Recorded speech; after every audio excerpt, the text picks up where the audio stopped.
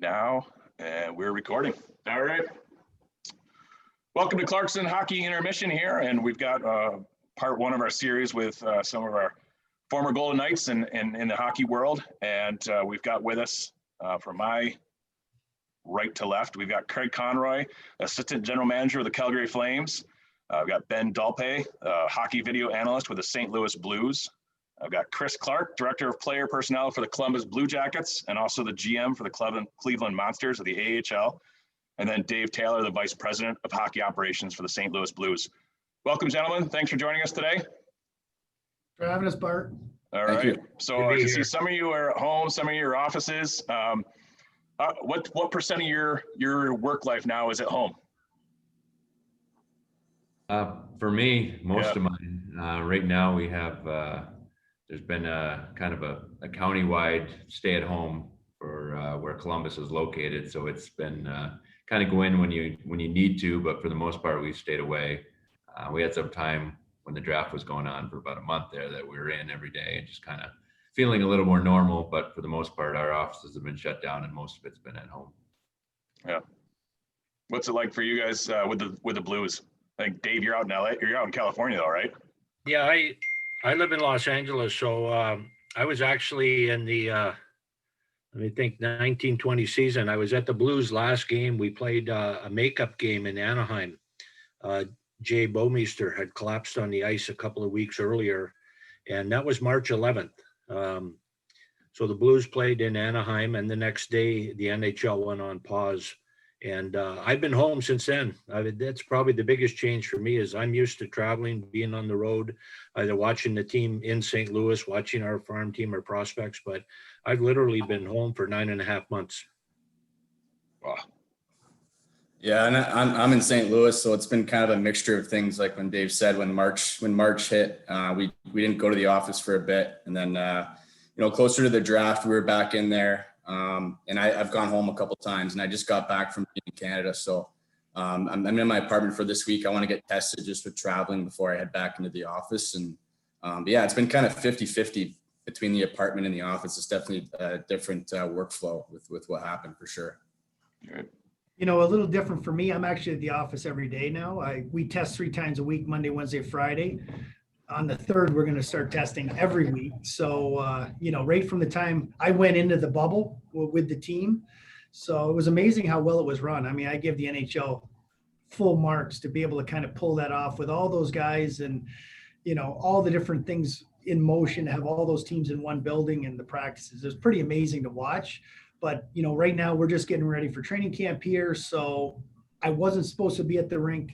This week was the first week I've been back. So, it's pretty soon it's going to be back to not normal, but, we're going to be able to have practices. Right now we can have small groups of 10 here in Calgary, but pretty much everything else is shut down. So, the boys are getting tested. We're trying to social distance, follow all the rules, and, we just want the season to get started. Yeah. We phased that in here with Clarkson. We started at 10 on the ice with a coach, and then we moved into groups of 20. For a while, the players were split amongst locker rooms. So Craig, you just said in your group, you're going groups of 10. How about with Columbus or with St. Louis? Chris, why don't you start with Columbus? What are you guys doing for practices as a team, and what are some of the restrictions on getting together as a group?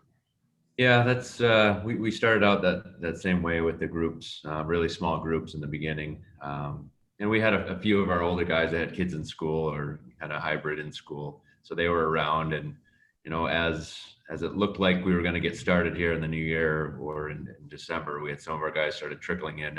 Every Monday there'd be a couple more players.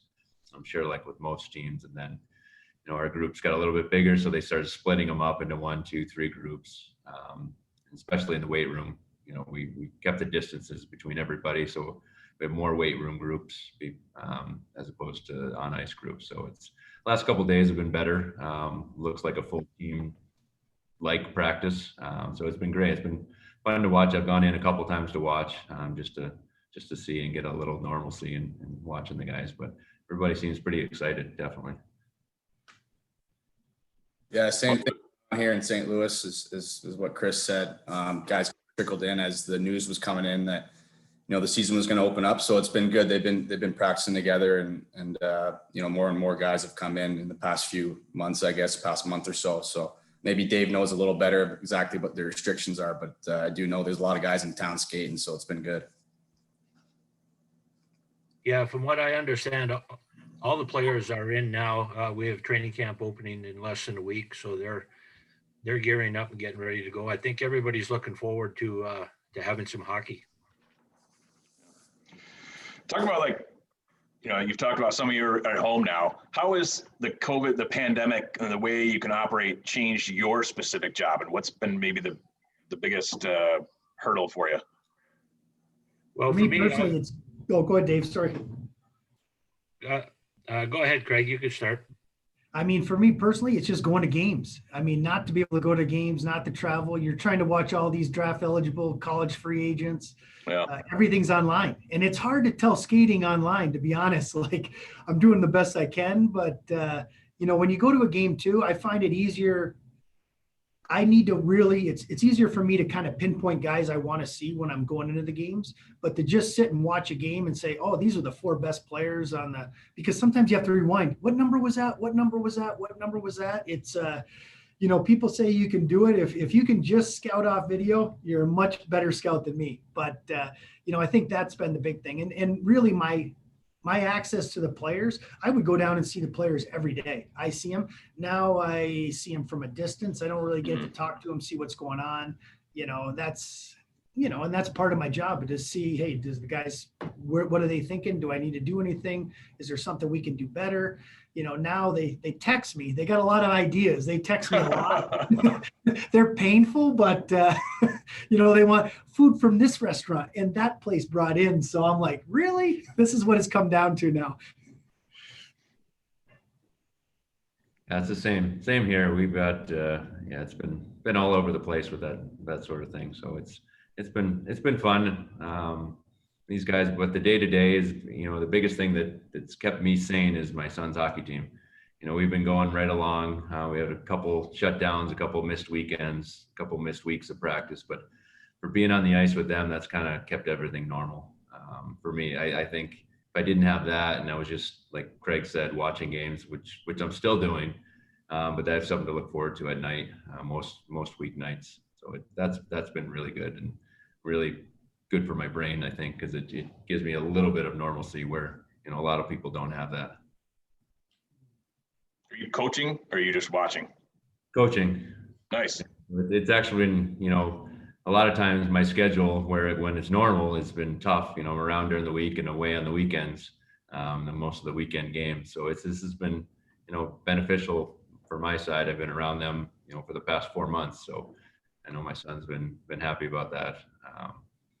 And then all the other, and it's been great for everybody that way. Just being able to keep the kids busy, I think, has been really, really good for them mentally. Nice. Yeah, I would agree with that. I miss not so much the traveling, but just going to the games. When you go to pro games, there's kind of a fraternity with all the scouts that are there. So you miss that interaction with those guys. Certainly miss live hockey. We've been doing everything with Zoom calls and with video. Ben Dalpy's done a great job for us. I mean, he's been working with the amateur staff and with the pro staff. We pretty much ran the whole amateur draft through Zoom, and that went very, very well. The league did an outstanding job there as well. But certainly lots of work for Ben, and he's been doing a great job for us. Yeah, you're welcome, because I think we trained him well. Yeah, thanks to the both of you guys.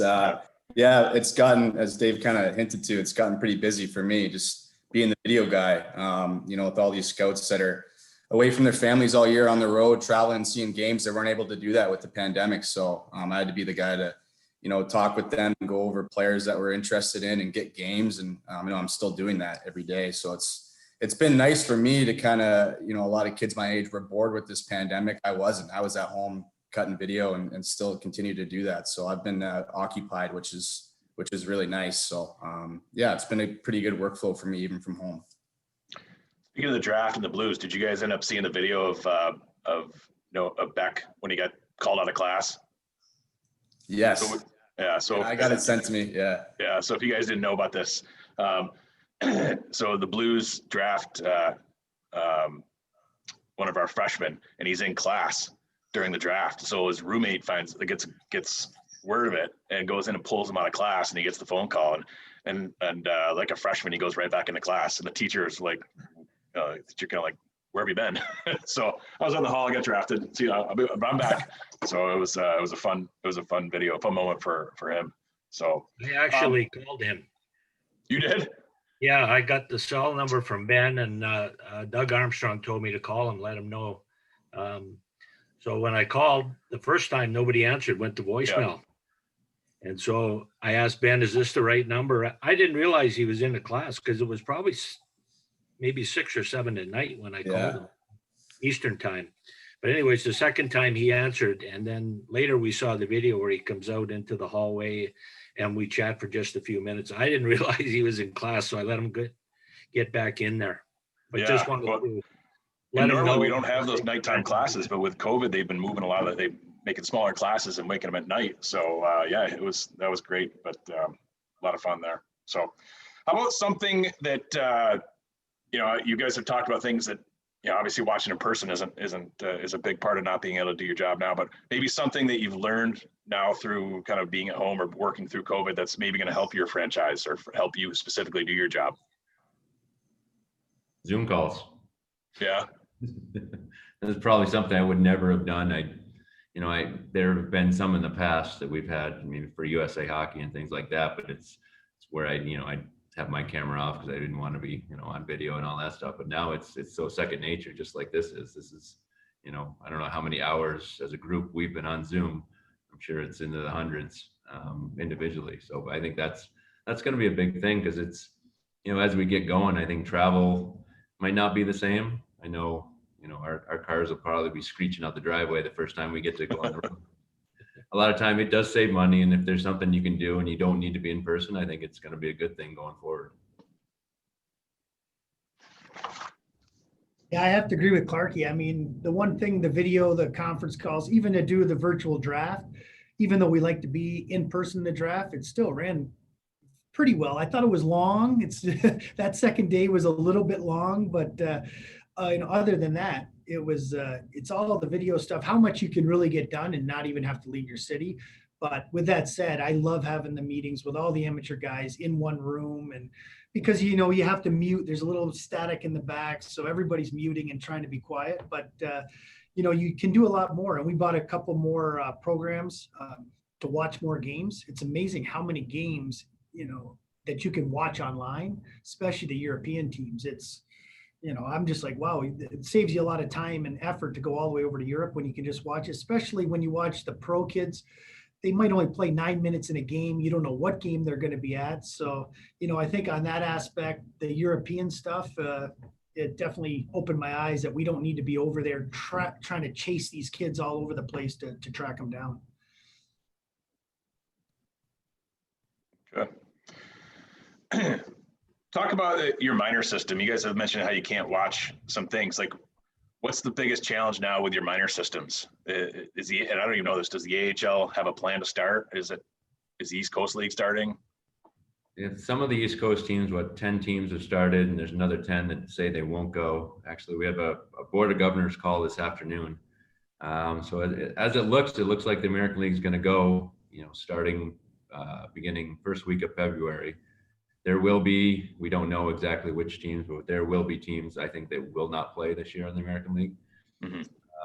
I think Cleveland, which is our farm team, we want to, develop our players, and Cleveland's been a good partner with us, and they want to go ahead as well. So it's something where it's going to be tough for some of these. It's not a league decision. It's not a decision that's up to the individual teams either. It's a lot of it's up to the counties and the states and cities where they play. So that's going to be the biggest thing, where teams really want to get going and play, but they might be restricted because of what they got going on in their regions of the country. So that's going to be the hardest thing, I think, this year anyway. The hardest thing for me is actually that we have, we're in Canada, our team's in Stockton. So we have all the border restrictions. We have all the, it's just logistical nightmare really for us having camp. When can we send the guys down? How long do they have to quarantine, especially being California?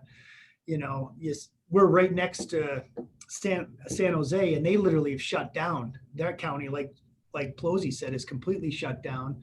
I think we're going to be able to have practices, but whether that's the best thing for us or not, because especially as we go, you have a 6-man taxi squad up here, but God forbid if you ever ran into a bunch of injuries, like we're trying to figure out how quickly we can get guys back up here with the quarantine issues, going from country to country. So it's it's a little more challenging for us, but we need to have somewhere to play at. We need our prospects to play somewhere. I mean, we've looked at some European options, but it's definitely not easy to not be in the same country. So we have our own challenges up here. Very good. If it ever came to a situation where you can't get guys in the country and you're down a few guys, can you dress for a game? Are you ready? Oh yeah, I'm ready. I'm ready Okay, to good. go. All right, Yeah, just making sure. I need to get some skates in though. Great guy in the locker room. Great guy in the locker room. Yeah. Yeah, great. Just leave me in the locker room.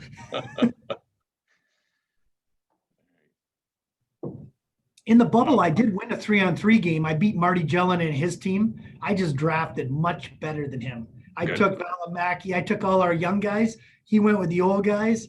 It wasn't even close. It was a beating. Nice.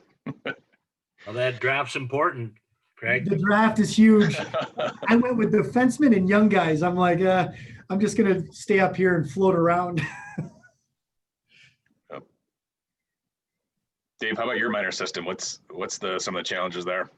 Yeah, I can't add a lot there. We're actually we were with San Antonio for several years. We don't own our own farm team, but this year we're going to Springfield, Mass, and that's a separate ownership there. Kevin McDonald's our general manager at the American Hockey League level, so he's following along. I know they're trying to get up and running in February, I think Chris said. So there'll be questions whether we carry a taxi squad with the big team, and then when the American League, if and when they start up, whether we'll have players in there. Right. There's a lot of uncertainty at this point. Sure. So, Dolphs, I'm looking over your shoulder. You got the World Juniors on over there? Yeah, I do. It's the replay of the U.S. game yesterday. So Yeah. So is it going on? It's been crazy watching Canada just beat up on teams and the U.S. beating up on teams. But have you guys? I'm assuming you guys have watched the World Juniors. What team do you think are going to end up in the finals? And then maybe some players you guys have been following closely, whether you own their rights or you just really like the way they're playing. Any specific players? No, I mean, we're watching everyone. Obviously, we don't have any of our prospects playing in the tournament, but we're watching every game. We got pro scouts watching, amateur scouts watching. Obviously, being a Canadian boy, I think Canada's going to make it to the finals. I like Sweden. I think Sweden's pretty good up front. I think they'll be there. So we'll see. Canada-Sweden final is probably my prediction. U.S. is going to knock Canada off earlier, so I'm going to go maybe it's Sweden and the U.S. I can't, even though I got two guys, I got Zari and Pelche on Canada. Hopefully they don't see this. Then we got Kuznetsov in Russia.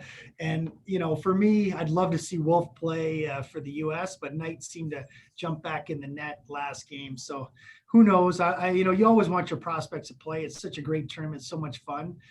Wish we were there watching, especially when it's only 3 hours away. It's like, is there any way we can go up and watch? Not a chance. So, I do think it's, Canada's probably got the team with those 19 first rounders. I mean, it's amazing to see all those guys on one team and, but I take a lot of heat in this office. So that's why I'm going USA all the way. I agree with you, Craig. It's, the U.S. team, you never know. You get the kinks out early, which I think they did, and they've been getting better and better each game, each day they've been going. So it's something it'll be fun. There's going to be some good teams that aren't in the finals.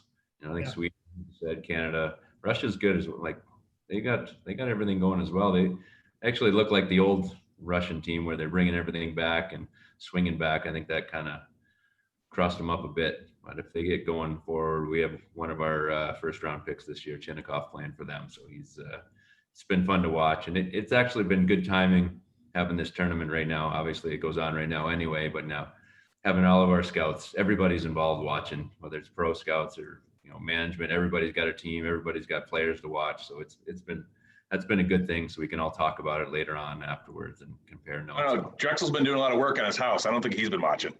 I've been getting updates on his house every once in a while.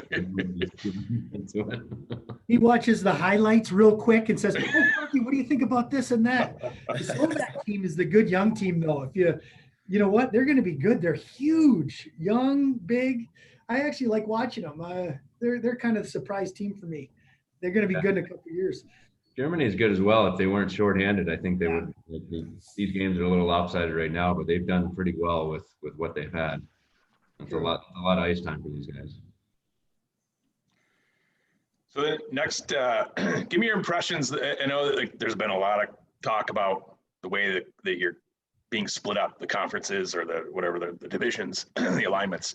Kind of like what were some of your thoughts about how that ended up splitting up? I loved it. I think it's great for Canada. The Canadians are going to love this Canadian division. It's all teams that I think are evenly matched, and you just don't know which way it's going to go. So from our side, to have all these rivalry games, the TV ratings are going to be through the roof, I think. So it's a huge positive, and we get to play Edmonton more. We get to play Toronto, Montreal. Those are always huge games for us. So I'm jacked right now. I mean, I think this is maybe we just stick with it after we're done. You guys are ripe with the Battle of Alberta from what happened last year, so it's going to be those two games. Or those, what do you get? Yeah, Cassidy and Chuck are going to be going head to head a lot. I can't wait. That's going to be fun. This will be a little bit different for us. I think obviously when you can't cross the border, the Canadian teams are going to play together and have their own division, and the Blues are actually going to play in the Western Division. So we'll be in with LA and Anaheim. Hopefully I'll be able to attend some of those games when the Blues come out here. I'm not sure yet whether fans will be allowed. At this point, it's no. And I'm not sure whether scouts will be allowed, but I certainly hope they are. The only drawback for St. Louis is if we have a 7:00 start on the West Coast, that's 9:00 in St. Louis, and it hurts our TV viewing a little bit to have those late starts. But this is part of what we have to do to get back up and running. And Doug Armstrong and our ownership certainly willing to do it. Yeah, that's the same.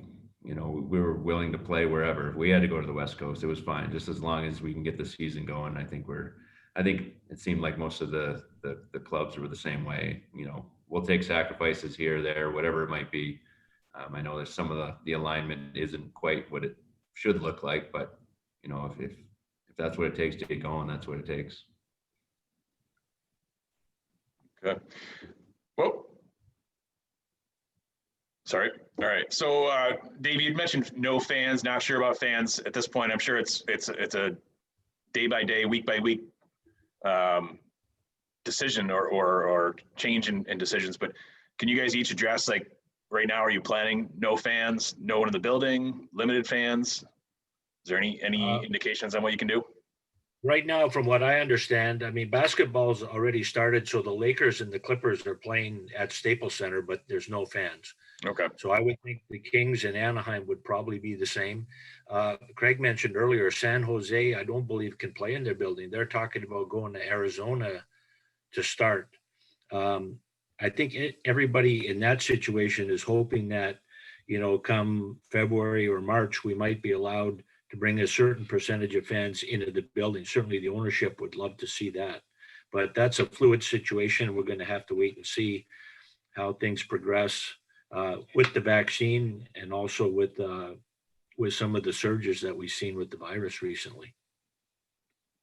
Yeah, right now in Canada, we can't have any fans. So it'll be no fans, but a team like the Florida teams are planning on having fans. Dallas is having fans. There are going to be some, it's like Clark, you said earlier, it's kind of each state, each province kind of goes on their own and they make the decisions who can come, who can't come. But I mean, I think we're hoping at some point we can get 5,000 fans, 10,000 fans as the vaccine goes. And, we'd love by the playoffs to be able to actually open it up to fans fully, but with everything going on in the world, we just follow whatever the government says. We just follow those restrictions and move forward. Yeah, it's the same with Ohio with the NBA starting and the Cavaliers. They were allowed 300 people. So there was a few fans, but people meant players, staff, everybody in the building. Yeah. I just heard today on the news that the NBA they'll now be able to go to 10%, which in Cleveland that's 2,000 people because it's a 20,000 seat arena. So with Columbus, hopefully we can follow suit. I would assume it's a league wide or a statewide order. So if we can do that, if we can get 1,800 in, that'd be great. We might have to start, limited, but we were limited to the 300 until today. So that news just came out this morning. So maybe we're when I was watching the Kansas City Chiefs, they have a ton of fans. That's why I was wondering if St. Louis was going to be, or is that because it's inside, it can't have any people? Yeah, like I know the state of Missouri, like they are allowing fans. I don't know about the indoor versus outdoor thing, but I know Mizzou's had fans, KC's had fans. I think it's more of an ownership thing on our part, just to be safe. Okay. So they feel a little more comfortable with having fans indoors, but I can't speak fully to whether it's a difference there, but yeah.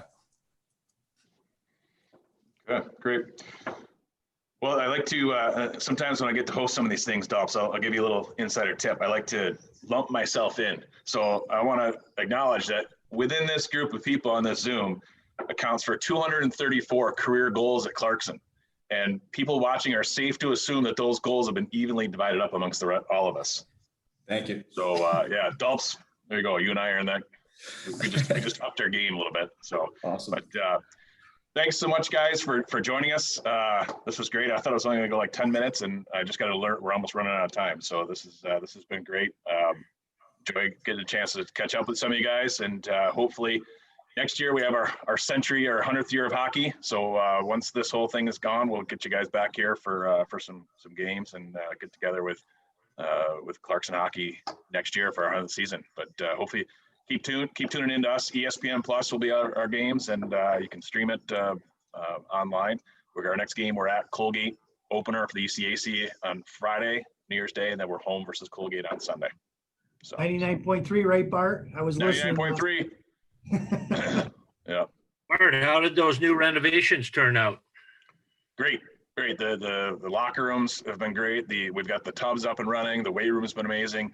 No more running around the concourse. Yeah, it's been great. There's still some cosmetic stuff that's going to get done once we can get some different groups in here. But that's like putting up pictures and some of the graphics. But the construction's done. It's been great, and so it's really been a positive. And I can't wait to get you guys up here so you can see it. And it's been a huge plus for our kids. I saw it in January.